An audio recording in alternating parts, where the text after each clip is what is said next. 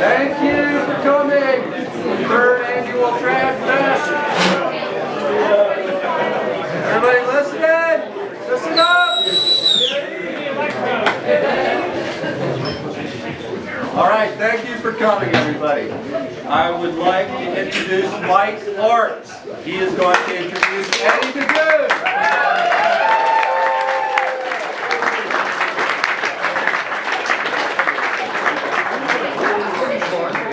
Hey everybody! Hey! Gosh, you know what? This is a real honor. I mean, I look out here and I see so many people that are so big a part of my past and my future still, and today, you know, it's just good to see everybody that's here. And there's a lot of new faces and I'm meeting new people. And it's just fabulous. I'm going to take a little bit of time to talk about Eddie. I want to talk about his history. I want you to know where he came from a little bit, at least in my perspective anyway. I'm going to read from my notes. I got a bunch of notes. In the fall of 1980, I was 20 years old. And I was going to go to James Madison University and go to college. And my good buddy that I had met at JMU, who was a caver, I was a caver, you know, first, was Bob Carson. And he brought me over here to Seneca Rocks, and I said, holy shit, that's a big piece of rock. And he took me out in my caving helmet. Haven't worn a helmet since. And my caving boots. And I don't even know if we had a dynamic rope. It might have been a piece of gold line or a piece of PMI. You think that stretches? A little bit. We started down on the Skyline Traverse, down on the east face, and kind of worked our way up East thing or something like that. And we ended up traversing. We were traversing. It wasn't really going up. It was going sideways. Eventually, we ended up on Broadway Ledge. And I was like, holy shit, this is fun. And that was when it started for me. I'll never forget that. The light went off just like it has for everybody else standing here. Yeah. There's something, there's a day when you go out and you're like, yeah. Yeah, I know. So, went back home. What else is there? Well, there's little bitty rocks over in Harrisonburg. And Bob knew of a couple of climbers, and he said, come on, we're going to go out. We're going to go check out some other places. And set up some top ropes and do some stuff. Well, all right, well, whatever that is. And there was this bearded guy, kind of reminded me of Jerry Garcia, except he couldn't sing. Talk funny. He talked funny. He was from Briary Branch. And I thought, oh, look at him. He's kind of a redneck, but he wasn't. Yeah, he was too. Anyway, it was him and Chris Klein. We called Chris KK. Yep, and I'll tell you why we call him KK here in a minute. We hooked up, and I'm telling you what, we hit it off right away. And it's been constant forever, ever since then. Yeah. And I know every one of you have got that same relationship with your special person too. And it's the best thing in the world. I'm sorry. So we hung out.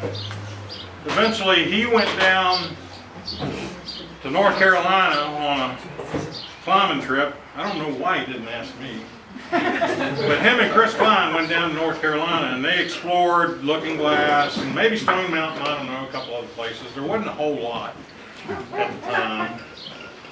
And he came back, he's like, oh my God, you should see all these big granite walls and domes and everything down there. I was like, yeah, I got something to watch.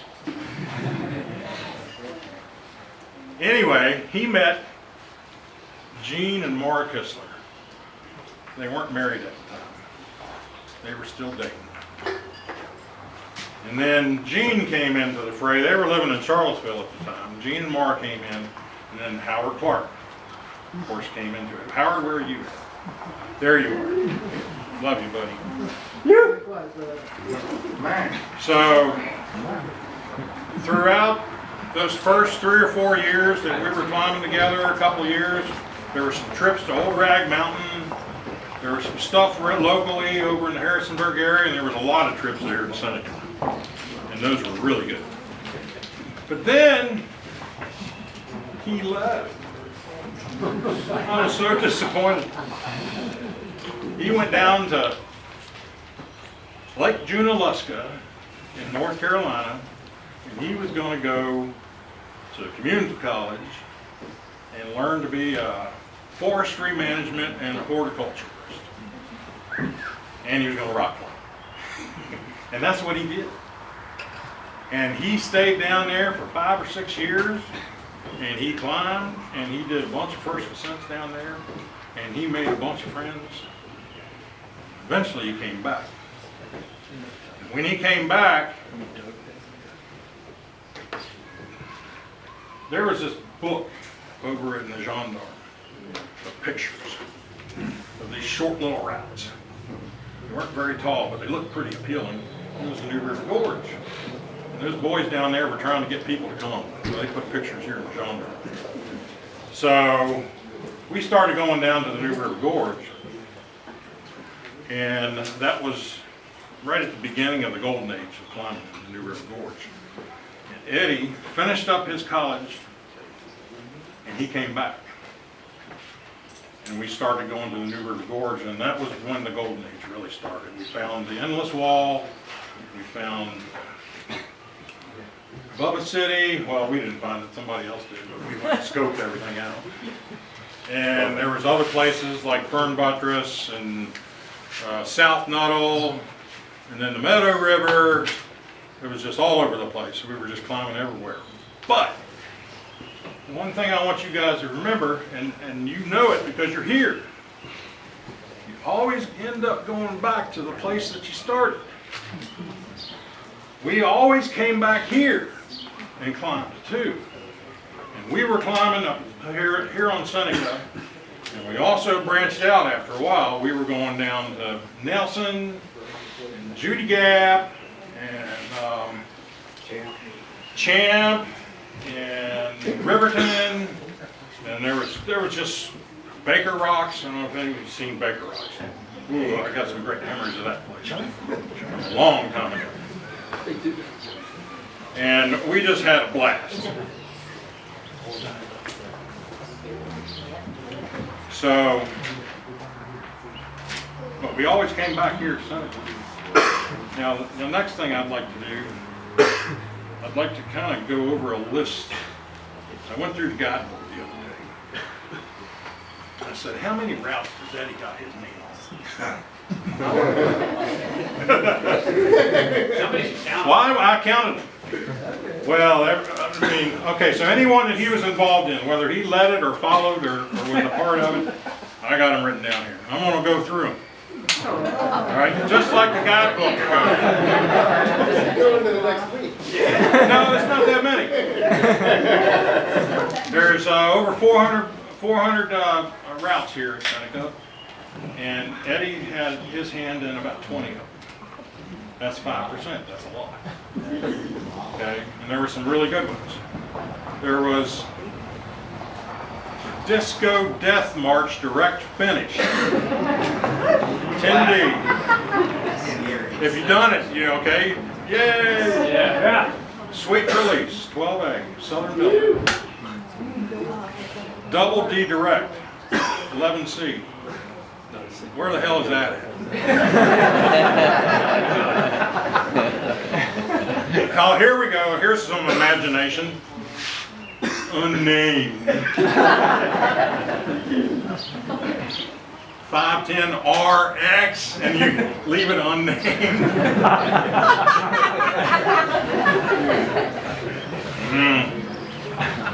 That wasn't the only one. Mr. No Wrench. 511D. Where the hell is that? Kind of on the southwest Okay, face. there. Okay, now here we go. Mongoose, 510A. Black Mamba, 512A. Okay. Green Dragon, 510AR. Optional Illusion, 512B. Bray No More, 512C. And Bray to the Lord, 512A. I saw a picture, I saw something from Joel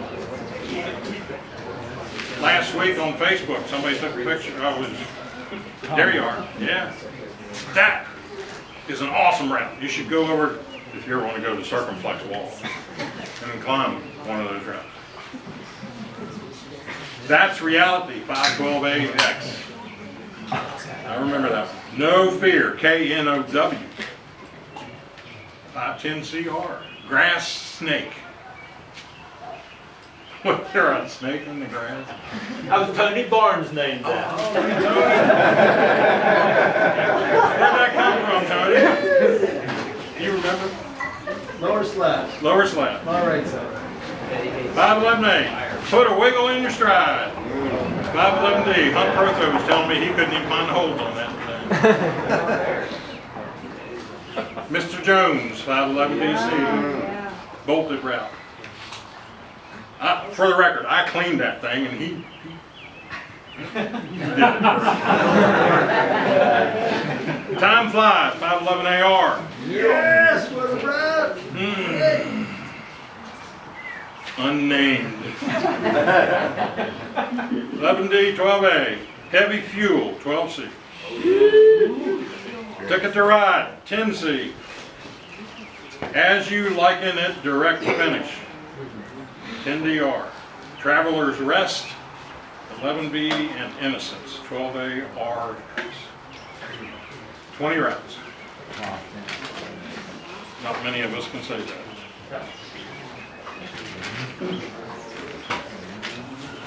We always return to Seneca.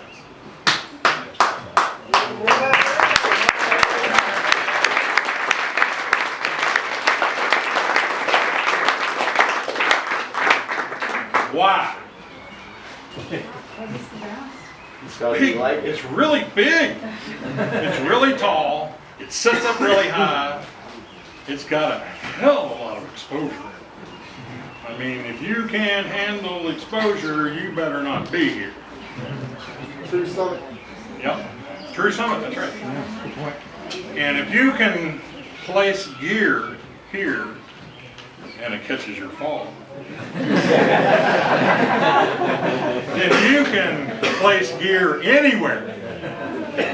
The Seneca Rocks is one of the hardest places to place gear. I went out to Yosemite and climbed on the cookie cliff called Crack-A-Go-Go. And all the locals called it Crack-A-No-Pro.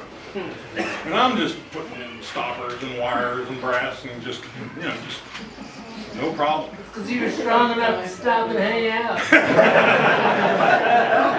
Thank you. But I learned how to climb here. I knew how to place the gear. So, that's part of the experience of climbing here. We've also got the approach, which can be pretty beefy depending on what kind of shape you're in and how much gear is in your pack. How much you had to drink the night before? How much you had to drink the night before. That's right. How big the rock is. Yeah. The weather. What about the weather? We always used to say, if the road down here is dry, you can go climb. At least by the time you get up there, it's probably going to be dry. Right? Oh, nobody did that? Oh, okay. I like the static electricity when the storms are coming. So, kind of want to close here just real quickly. When you tie into a belay, you are tying into a lifelong friendship with that person. Most likely. Especially if you do it more than once. Because you are putting your life in their hands. And we take it lightly. We don't really think about it in those terms. Think about it. If you let that rope slip through your hands, through your device, that person's going to fall a little bit further. That could be the difference between hurting themselves or not. It's really important. You have gotten a bond that you're never going to lose and you're never going to forget. You will always have that with that person. We are a community that shares that bond. We share this place. And we're always going to have that. And we're always going to have people to share that bond with. Many of us have shared that bond with Eddie. And I am proud to say that I'm one. Welcome.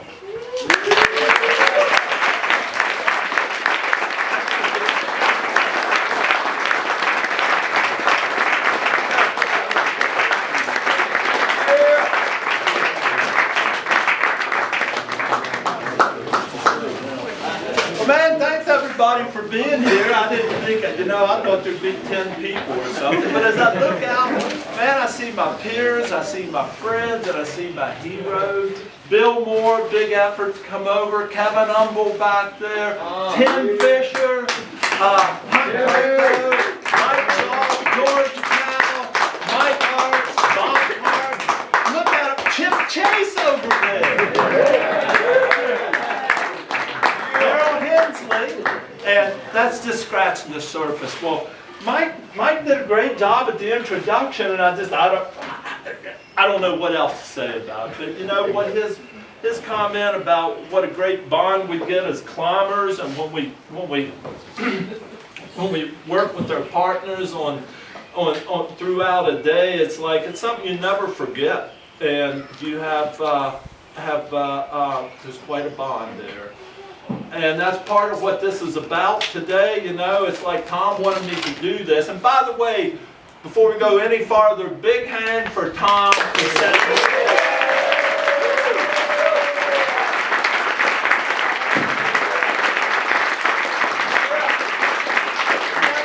we never forget these people. Well, sometimes you want to forget it. Depends on how they handle the road, right? All the snake pranks? Yeah. Well, I started climbing in 1980. Let me take that back. It was New Year's Eve of 1979. I made a trip to Asheville, North Carolina to see an old friend. And one day we went cross-country skiing for a couple of days. And then classic North Carolina weather, the next day it was 65. And he goes, "You want to go rock climbing?" I was going, "What the hell? I've never done that before." And I'll never forget, this was a little place called Coleman Boundary, and I've never been back to it. It's right outside of Asheville. And I'll just never forget, we top roped and we rappelled, and that stuff was all fine and good. But then Van led this corner. I think it was like 5-6. It's a left-facing corner. And when I was watching him lead this and place the gear and clip his rope, like Mike said, this switch just went off. It's like, this is me. So here we go. It's hard for me to believe I spent the next 2 decades so single-minded. But I did.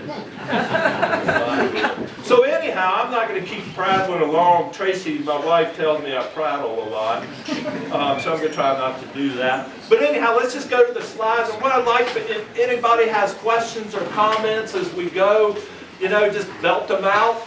Once I'm done, George Powell, my good friend, is going to, he's got a little, he wants to talk just a few minutes. I asked him to. And then we'll just open up for questions and comments. And I would like to hear some of your all stories. Particularly, where's Joel at? I would like to hear about his new 514. He brought 514 to Senegal.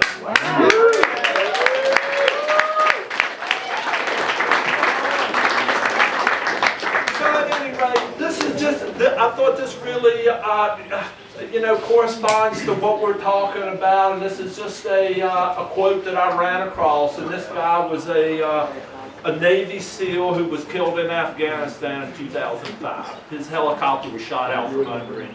But I just love the quote. So this is me and Chris Klein. This is really my first year. This is my first real partner, I guess. And we met. I don't remember how we met. He was always a little bit better than I was, which I liked because I learned from him. He was a very bold climber, and he climbed at his level. If he was climbing 5'11", he could do it without gear. And one thing I really learned from him, a big lesson was, it's just as important to learn to down climb as it is to go up. You know, and he would just work these high boulder problems. And he would go up, and he'd just keep feeling it out. He'd get to move higher and move higher. It might take him a couple days, but he'd get them. And I love this, like, we just found out today I can zoom in on this stuff. Right there.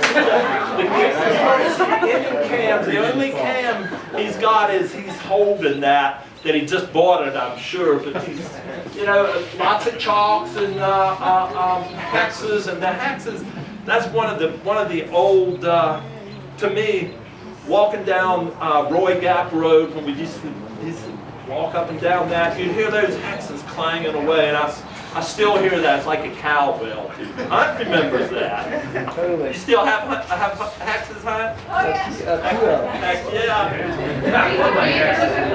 And this is, I don't know what it is. This is a Bob Cart's picture. And it's just of Chris climbing something here. I don't know really what it is. Bob Cart. Bob over here. And 80 pounds. 80 pounds. He was my second good partner, and he was still is quite the character. He was more into caving, I'm going to say, than climbing at that period. But he had done a lot of vertical caving, and he drugged me through the mud holes plenty of time till I just finally called Uncle and said, I'm not doing that. But we had a lot of fun, didn't we? We had a lot of fun. That's Bob in Yosemite. I have no idea. Outer Limits. Outer Limits, okay. Look at all that pro.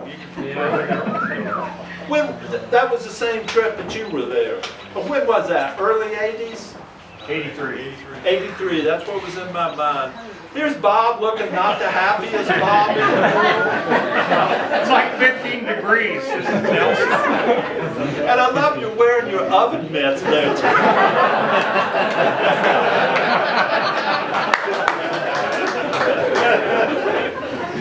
So that's me on this little chalk pile called Little Stony Man up on the Parkway with the Skyline Drive. And I remember on this occasion, Bob took this picture. I was leading, and I don't know how far I was up on the wall, and I was getting pumped, and I asked Bob to take me, which he did. And when I sat on the piece, all my gear ripped out. It went right out until the last piece I was holding. Big lesson. Learn a lesson from it, Joe, when you make a mistake. And then you look at this gear. You know, these are some old, this is just some old stuff. I should have brought some of it. So here we go, back in Yosemite. This is Mike Arts in 1980. Yeah. Do you know what route that was? This was my John Long look. El Cap. That's El Cap. We did good. Oh, it is? Yeah. Well, you did a good job looking like John. So, Mike, you know, I don't have to belabor that. Mike's told you about. We had such a wonderful partnership. You know, it goes on to today, but I did more First Ascents with Mike than anybody else, by far. Yeah, we did a lot of climbing. In fact, we went to Whitesides one time. I think we went down for a party to western North Carolina. And Mike had never been on Whitesides, so we went down to do the original route. And Mike and I kind of climbed. It was kind of like my wife Tracy and I. We didn't really have to talk. We knew what was happening. We had our hand signals down, and we just did our thing. And you know, Mike and I could go all day and not say a word, and we got it done. So we did Whiteside, the original route, in like 6 hours from car to car. We weren't trying to go fast. It was just smooth and there we went. I well remember that day. And there's Mike. He was talking about his first climb, which wasn't really a climb, honestly. It's kind of, you know, it's Bob's fault. Well, it's all Bob's. I just look for the old pins. And so Mike progressed really quick. He was bold. He was strong, farm boy, just a strong, bold climber. And he progressed quickly. So this is on drop zone. Bob took this picture. Bob, this series, do you know when? I have no idea. 85, 86. No, it was 81 maybe, 82. Okay, yeah, I was thinking earlier 80s. So there he is on the beginning, and here he is, like just, I think that's that pin. That cluster of gear is that pin, and then you get some other gear in. So you can see he might be having some trouble there, and there he is. He would always go for it, though. I'm going to tell you another story. So this is one of my favorite pictures of Mike and I love seeing it on the big screen. I could put it on one of the walls in our house. We just had so much fun. This was at Rumbling Bald in North Carolina, and Mike was climbing. I don't remember what you were doing, but Mike was climbing with somebody. And while they were climbing, I was just out exploring and looking around, and down kind of under the main cliff, I found this little band of rock that had this beautiful thin crack in it. So it looked very dirty, so I wrapped down, cleaned the hell out of it. It was a funky rock that was kind of soft, but I kind of scraped all that out. It was a beautiful rock, beautiful crack. So when Mike got done, he came down to join me. And I tied in, and I got up, and I got a bunch of gear in, and I got up to what was the crux, what I think was the crux anyhow. And I went up and down. We've all played that game where you just, you know, you try, you go, okay, watch me, I'm going for it. I don't think I am. Andrew Barry, an old Austrian guy, he called it doing the funky Evan, going up and down, up and down. So anyhow, I just called it quits, came down, Mike tied in, got racked up. This picture was taken, then Mike went up, and he got up to my high point, and classic arts, he looked over the crux a little bit, and he just freaking went for it. And I don't remember how far he got, but he fell, and he ripped all the gear except the bottom two pieces that he hit the ground. Wasn't hurt. Luckily, we were on this really steep grade. And when he hit the ground, he kind of rolled. Mike's tough anyhow, he didn't hurt him.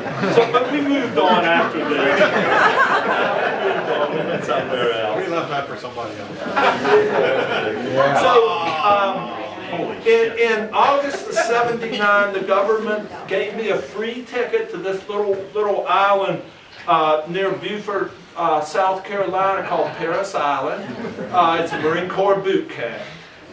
So I spent 4 years, 75 to 79, being a Marine, and that's where I got my biggest lesson of rock climbing. And what that was is your body goes much farther than your mind will ever think you can go. Your brain's wired to shut you down when it starts to hurt a little bit. And that was my lesson. You've got to just suck it up and just keep going. Your body goes, it's your mind that shuts you down. That's what my lesson was out of 4 years. And it didn't just go through climbing, it went through my whole life. Hey, Eddie, I can back up what he's saying. But, no, Eddie, man, it comes up.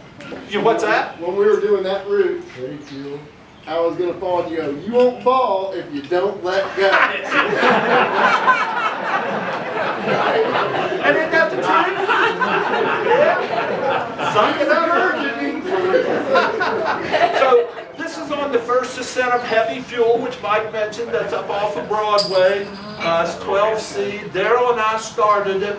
And then here comes Tom. So we were having trouble with the second bolt. I don't know if you remember this, Daryl, but the second bolt, we both went up. It was a little edge to hook on, and we went up, and it's like, well, we couldn't quite get it done. And I guess we were both on the ground. Here comes Tom. I don't know, where's Tom? Back here. So Tom comes up, and we'll give it a try. And he got up, and he went up, and he just placed the hook, and it just kind of fell on it. And I was going, oh God, you know, but we were both kind of freaking a little bit. And Tom goes, tie the drill on.